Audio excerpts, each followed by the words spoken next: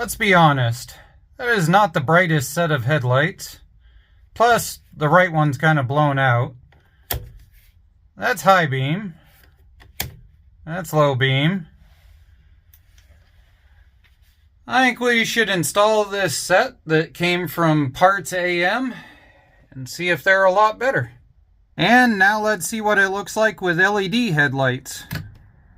Whoa, that's a difference. And then we got high beams and we got low beams. Yeah, that came out pretty good. I really love all the comments and suggestions and stuff. I took this one from a viewer. I think that will look pretty good once we get it all painted up in the spring. At this point, we're gonna probably just go solid black on everything.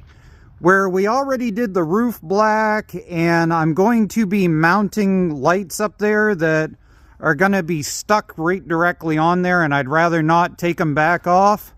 I think we'll just finish the rest of it from the drain skirt down as black.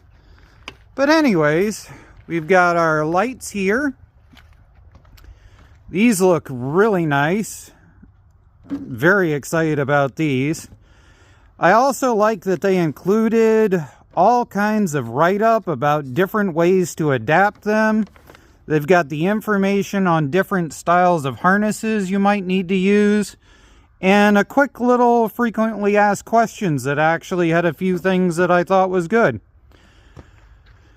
Well, the first step is this one has been intermittent ever since we started this project. So we're going to rip this one out first. There's not much complicated about this. You take out the two 7mm that are going to be here, and that brings this plastic piece out. You take out 1, 2, 3, 4 around the outside. Sorry for the shaking, it's 28 degrees out right now. So at this point, this should pull forward, and there is not that much wire behind here. So you can get your hand behind it and pull that out.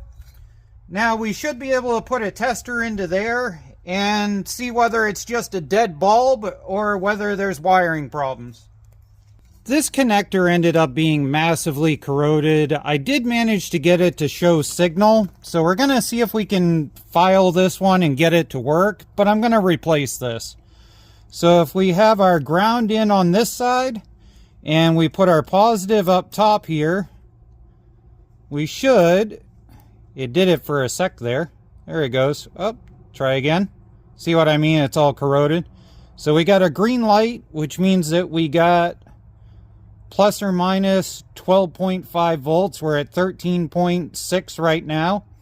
This is my favorite test meter because you can use it with a kid.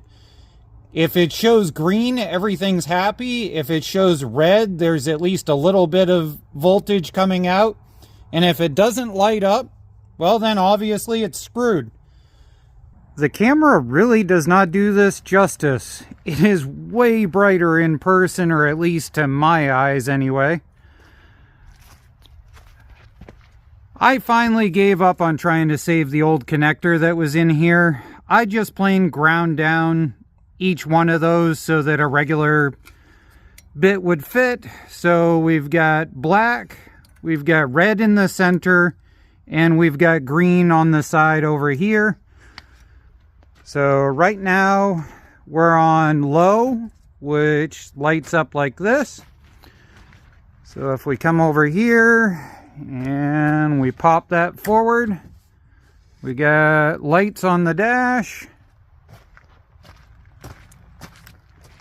And everything lit up. There we go. I like the look of it.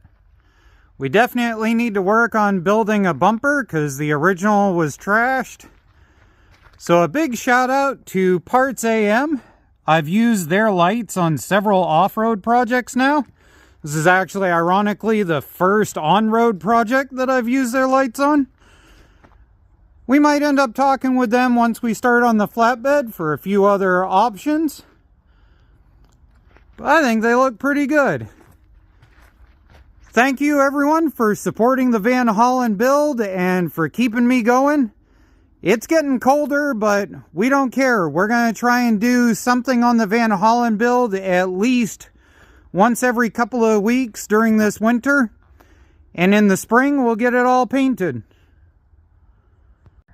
And now let's see what it looks like with LED headlights. Whoa, that's a difference. And then we got high beams and we got low beams. Yeah, that came out pretty good.